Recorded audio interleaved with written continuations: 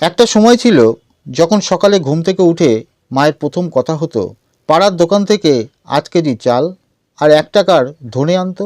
তখন অনলাইন ছিল না, অ্যাপ ছিল না, কিন্তু বিশ্বাস ছিল।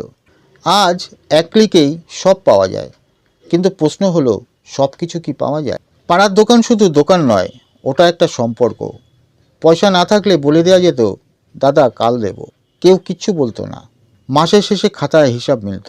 ভরসার উপরেই চলতো সংসার।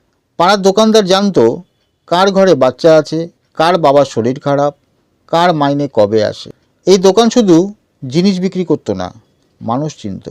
তারপর এলো বাড়িতে বসেই সব পাওয়া যায়, দাম তুলনামূলক কম, অফার, ক্যাশব্যাক, ফ্রি ডেলিভারি। ব্যস্ত জীবনে মানুষ সহজ পথ বেছে নিল। এতে দোষ দেওয়ার কিচ্ছু নেই। সময় বাঁচে, কষ্ট কমে, সব কিছু হাতের মুঠোয়। অনলাইন জানে না আজ তুমি মন খারাপ করে দোকানে ঢুকেছ। ওরা জানে না আজকে তোমার কাছে খুচরো নেই।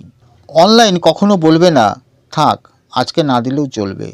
পাড়ার দোকান দাঁড়িয়ে থাকে ঝড়ে, বৃষ্টিতে, লকডাউনে। অনলাইন বন্ধ হলে অ্যাপ মুছে যায়, কিন্তু পাড়ার দোকান বন্ধ হলে সম্পর্ক হারিয়ে যায়। আজ অনেক পাড়ার দোকান এক এক করে বন্ধ হয়ে যাচ্ছে।